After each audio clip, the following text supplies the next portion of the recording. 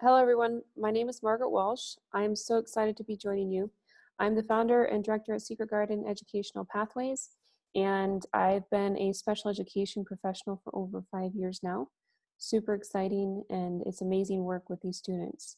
And I'm very happy to be here with you today at this conference and giving you this talk about special education.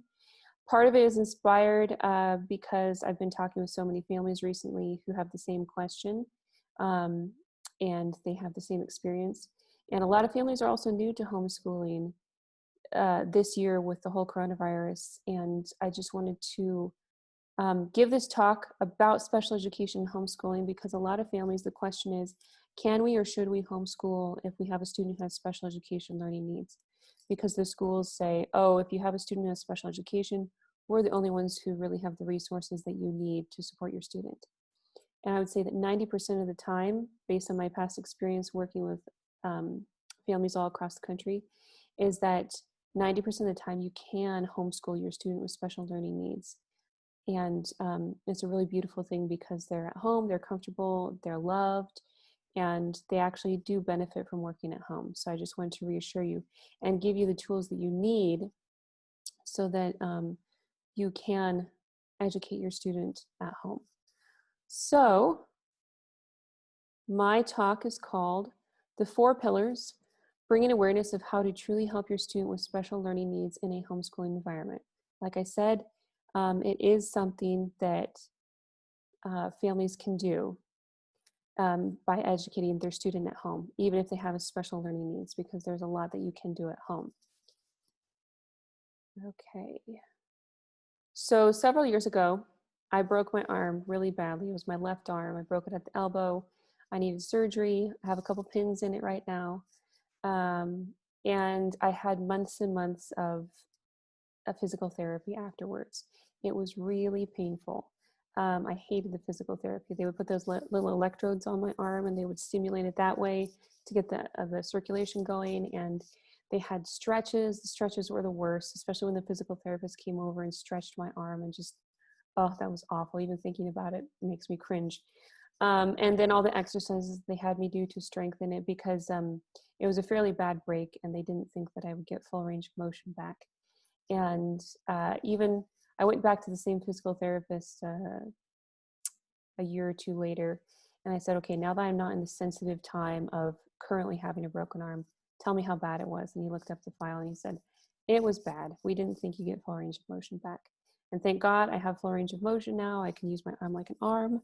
And it was because of all the hard work that I put in at home and the amazing support that I got from the physical therapists who really pushed me to do everything I needed to get the function of my arm back. And I'm going to be using this as an analogy throughout the talk or towards the end more or less because I think it's a good analogy and it helps people understand how to proceed. And again, when you are learning something new and you don't know exactly what the terminology is or the subject, using an analogy can be really helpful for seeing how everything should work together. So we're going to start off with a overview of the thought process because this is important in seeing how the different pillars help your student and why. So when you go through the thought process, you see something or you hear something typically when you're learning. And that information gets sent to your imagination, where you create an image that corresponds to that information, that reality. And then with the memory and the cogitative power, you compare that new information or new experience to previous ones, and you figure out, you associate them, you figure out what are the important pieces of this information, what are the unimportant pieces of information, what am I actually looking at with this information. And then once you've clarified the image, and Aristotle would say you've made it more universal instead of more particular, that's the point when it gets sent to the intellect. And that's where the act of understanding takes place. Now, I think it's, and then after that, you have the will that you can make a decision on how to act. And then it gets sent back through the same pathways again to where you can act. Now, I think it's important to look at this because that's kind of the general gist. So I'll take my mouse and You go from the five senses to the imagination, to the memory and the cogitative, and then up to the intellect, to the will, and then back down the same way. Now, I think it's important to see a distinction here because that's the broad view of that, but there are different parts of that. So the top part is the soul. The intellect and the will is placed in the soul. The middle section is the brain, and the lower parts, the five senses and the appetites, are the body. And God created us body and soul, and he integrated those parts so that we could learn a certain way.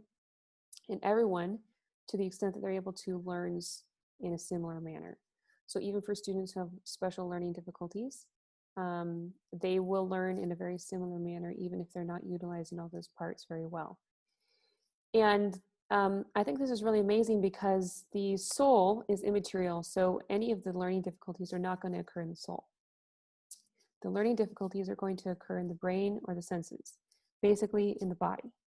And that's really important to see. And there's even a term that's, that people use now called neuroplasticity, where it's talking about how much the brain can change. So they're finding out that more and more the brain and the sensory processing pathways and the processing pathways in the brain itself can strengthen themselves, and the person can overcome their difficulties to some extent and do much more. They're finding this with patients who've gone through trauma before, and it's also the case with students who have learning difficulties. And some students will do a 180, and you won't even know that they had a learning difficulty once they've gone through all the right supports. Other students, they are not able to make that much change, but they are able to make progress, and they're able to enjoy learning much better than at square one where you're at right now. So this is an important thing to remember, is that there's neuroplasticity, and those processing pathways that are not working very well can be strengthened. So usually it's the pathway between the senses and the imagination, or the imagination itself is not working very well, or memory retrieval isn't working very well, or the student isn't able to use the cogitative power to sort out the information and figure out what box it goes into. Those are all very typical things that students who have special learning difficulties encounter. And again, it all happens in the body. So there's a degree of change which can occur. And if you know how to support your student the right way, you will see those changes. You'll see them making more progress than you initially thought. And especially if you've gone in and gotten a diagnosis or something like that, and they say, well, your student's always going to, study like this or learn like this. That's not always the case, and you can improve on it, which is beautiful. That's an amazing thing about being Catholic as well, is that when you look at how God created us, soul and body, he gave us the tools we need to actually make progress and better ourselves, which is amazing. So how can you help your students who have special learning needs? Know your resources, know the pillars, look for the cause of the difficulty, not necessarily why it started, but where the difficulty lies so that you can strengthen it. And then learn as much as you can yourself. And this is really important because you don't only want the student to become independent, you want the family to become independent as well. So the more you can do from home, at home, the better. So we're going to look at the typical approach that is the approach that public schools, private schools, and even homeschools take oftentimes. Most schools model the public school mindset, actually, and I think it's subconscious.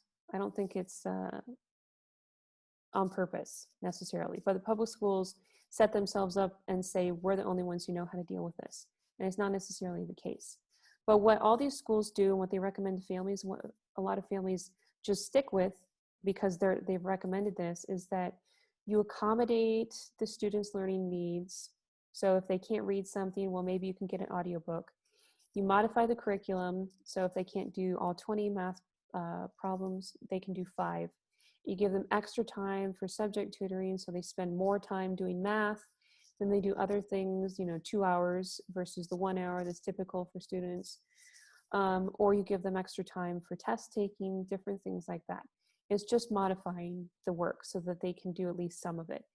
And you'll even see here in public schools that a student has gone through the program and they're at 8th grade level, but they can only read at a 3rd grade level. So how did that happen? It was because they modified the curriculum so much that on paper it looked like they were going through all the different steps, but they actually really weren't. So you don't really want to stop here. And this is where I'm going to bring up the 4 pillars, because this isn't really helping your student move beyond their current abilities. It's saying this is the weakness or difficulty you have. This is how you can live with it. We want to go beyond that. And this is where I want to empower you with the information of how. So I believe there are 4 pillars, and this is based on experience. It's based on some of my reading. It's based on Aristotle and St. Thomas. So the first thing that homeschoolers are actually naturally doing, regardless of whether they know it or not, is they're already modifying the curriculum. You're already working one-on-one with your student. You're already assessing every single day, can we do all 20 math problems, or should we only do 5 today? You already have that modification piece there. And a lot of homeschool companies and curriculums are really good about helping you modify even more. So that's great. You guys are already doing that. You don't have to worry about that part. Therapy, that's where everyone falls short.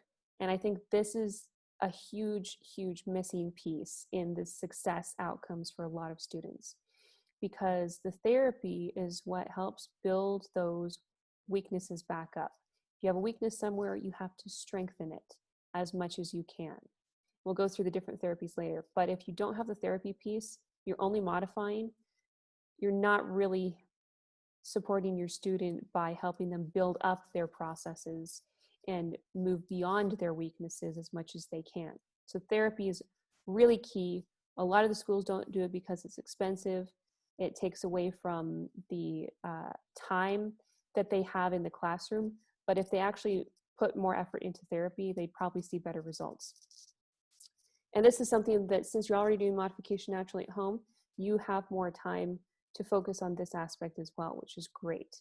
I've seen a lot more progress in students who are homeschooled in the therapy section than I have with students who go to the public school.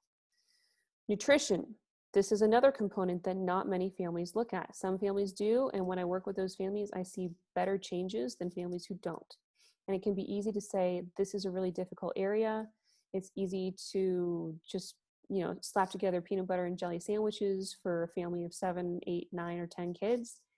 But if you really want to support your student, you do have to look at this piece, because their brain and their processing is part of their body. Like I said before, that's where any of the learning difficulties are happening, in the brain and body.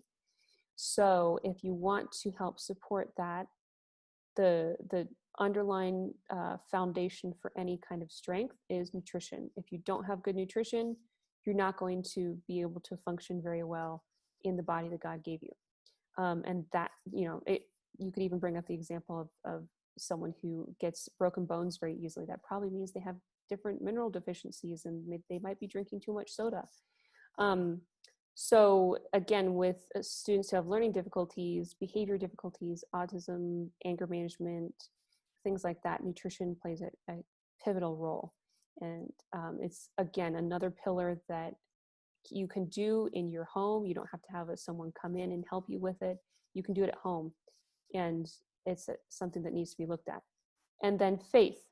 Again, this is something that's amazing. As Catholics, you guys are already doing this. It's great. Because you understand, not only are the academics important, but understanding the faith is also super important.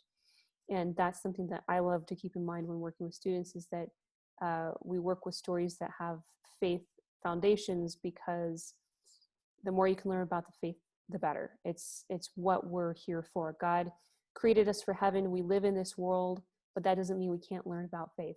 And we should be learning about faith, because that's our ultimate goal. We want to know, love, and serve him in this life so we can be happy with him in the next. So as part of the faith, the other part of the faith is that you love your student. You're providing a loving and wonderful environment for them at home. Yes, there are tough days when you get in kerfuffles with one another, and it's stressful. But overall, you love your child so much more than a professional is going to love them. And they need to know that. They need to know that someone loves them, and you're already doing this. So for homeschoolers out there, you already have 2 pieces of the puzzle, the modification and the faith. So the other 2 pillars that I would recommend looking at there are the therapy and nutrition. And if you combine all of these together, you get a really, really good support system for your students to cover all of their learning needs. So the next part, we're going to look at the specific therapies because, again, not even many of the schools know where to look for all of these. A couple of them are obvious, but it's important to go through them. I'll go through them briefly because I don't want to, you can look in more detail at each of these on the computer. But speech and language pathology, that's something that is pretty common, a common recommendation for a lot of families. And usually something that is done at the early intervention stages because it's more evident. Sound therapy is something that not a lot of people have heard about. That sometimes goes hand in hand with speech because speech can be caused by auditory difficulties. It can help with ADHD, it can help with reading, it can help with speech. Sound therapy is something that helps if your student is struggling with auditory processing. Occupational therapy is there for fine and gross motor movements, for different learning things that pop up. And for assimilating the different reflexes so that there's less stress and anxiety in the students' learning approach. Behavior optometry is a really amazing field where they're learning that students who have symptoms like dyslexia or eye strain are over-focusing or under-focusing, or they're crossing their eyes a certain way. I'm not going to go into everything because I'm not a behavior optometrist, but they're finding that some of these difficulties with the reading or other school things is that the student has difficulties with just the mechanics of their eye. And so they can go in and assess that and say, okay, well, we're going to give you these glasses, or we're going to do these exercises, these vision exercises. And if you notice, those three therapies have to do with three of the senses. So we have sound, we have touch, which is like movement / touch, which is occupational therapy. And we have behavior optometry, which has to do with vision. So we have three of the senses through which we learn about the world around us, through which we grow to learn about God. And if you check into three of those, then that covers one area of the therapy that you can check into. And again, go to a good website. It's called understood.org, I believe, or understood.com, and they will have lists of symptoms. You can go there and see where your student might fall with any of these. And then with education therapy, that is the processing within the brain itself. It's also called remediation, reading specialists. That has to do with the processing pathways within the brain, building up the imagery, building up the memory, building up memory retrieval, building up sorting capabilities, executive function, with students who have dyslexia, building up the imagery needed to properly sequence the letters or the numbers if you have a student who has dyscalculia. This is what you would look at if your student had any of the sensory things with the first three senses that I mentioned, and you had to go through one of those therapies first. You would then go to an education therapy and check and see if more work was needed in the brain, because again, it just makes sense. If you have a vision problem, you're just going to be focusing on that, and you're not going to be building up the imagery needed to sequence the letters or the numbers properly. So you need to do that after you would do something like behavior optometry. You need to go to education therapy or a reading specialist and figure that out. Education therapy is often overlooked in many different areas because it's very broad and not everyone knows exactly what it is or how it helps. But this is where you can build up the cognitive capabilities of your student even more than where they're at. And this is where a lot of the support comes in. And then last but not least, nutritional therapy. Chiropractors are out there, different holistic doctors. Again, you have to be careful who you go to because there are some doctors who are not 100% the best. But if you can find a good nutritional therapy program to support your student nutritionally, that would be really good. And it's not something to be overlooked. It might take time and effort to food prep, to make food for so many people, but it's worth it in the long run. And I've seen that in the lives of my own younger siblings when my mom has done that. So I speak from experience here. I know how hard it is, and I know how much benefit can be gained from it. So those are the different therapies. And again, not a lot of schools will talk about the different therapies because it's kind of an understated area. But again, if you look back at these pillars, you need the modification, which a lot of people recommend to begin with. That's just the easy way to help the student, and they need it. But you also need to support them with the therapy to move them beyond where they're at, to actually support their processing capabilities so they can do more, so they can enjoy learning. And then you need the nutrition to support the whole body. And in supporting the whole body, you're also supporting the brain and the learning. So I'm going to kind of end with this picture.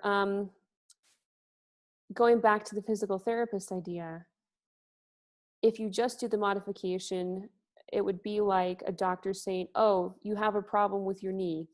Okay, we're going to give you crutches and you can walk around on the crutches. You're always going to have to use these crutches, but at least you can walk around and get outdoors. But you're never going to be able to run or play ball or anything like that. Versus a good doctor would be like, we're going to use the crutches for right now, but let's get you in to see a physical therapist. And maybe let's see if you need to stop drinking soda, for some reason, if the knee had been broken. But let's support the body with good nutrition. Let's get you in to see a physical therapist. Let's give you the crutches for right now because you do need those. And that would be a whole package because you're looking at the whole person. And that's really important to do because even if someone had an injured knee and physical therapy is really hard, really painful, and they push the patient to do more and more so they can do more in the long run. I did that with my arm. It's hard. It's painful. In a similar manner, when you're working with a student who has special learning needs, the modification is like the crutches. The therapy is like the physical therapy that is going to be hard. It's going to be a little bit time consuming, but it's going to ultimately equip the student with more abilities in the long run. And then supporting the student with proper nutrition. You have to support the body with proper nutrition. Everyone understands that. Why is it such a big leap to think of having to support the brain with really good nutrition? And then obviously the faith is the fourth pillar that you just can't leave out of anything. So it's super important. Without that, it'd be a lot sadder world. So I hope this has been informative. And why is all this so important? Ultimately, because you not only want to equip your students with the support they need to excel in their academics, to enjoy their academics, but you also want to support them so that they can increase their abilities and prepare their hearts and minds to receive God. We're called to know God. And the more that we can prepare ourselves to hear his word, to get to know him intellectually, the more it follows that the more we should love him. The more we know him, the more we should love him. That doesn't mean that God can't reach down directly to someone's soul and touch that soul, and they can have a very great love of God. Thinking of St. Joseph of Cupertino here. But the more that we can do to prepare ourselves to know God, the better, and explore his world around us, which is so beautiful that he's given us. Again, we're created for heaven and we live in this world. So I hope you have found this talk helpful. Again, keep in mind those 4 pillars. Modification is important. You're already doing that at home. That's kind of like the crutches. Therapy is the other component that not a lot of people talk about, but it's very important. And it will ultimately lead to greater success for your student. Nutrition, super important. If we have to keep the body healthy, we also have to think about keeping the mind healthy through the body, the health of the body. And then faith, the most important thing. If you don't have the faith, if you're not working with your student on the faith, got to get that piece in there. And all of you guys are already doing that anyway. You're already doing the catechism. You're already providing a beautiful environment of love and support for your student. You're trying to find out more of how you can help your student. And I've been so edified by working with so many amazing Catholic families. So you guys are all doing a great job. Keep up the hard work. If you do have questions about, can I homeschool my child with special learning needs? The answer, again, I think is yes, you can. There's a lot that you can do. You just have to know where to look for support if you need more support. What are your resources? What are your community resources? What are your resources professionally? Reach out to a professional. It's okay to reach out to a professional. But you can do this. You just have to know what supports you need and prayer, and you can move forward with it. So if you've been homeschooling for a while, keep up the good work. If you're new to homeschooling, you can do this, and good luck with everything. I hope you enjoy the rest of the conference. It's going to be amazing. And if you have any questions, feel free to reach out to me as well. God bless.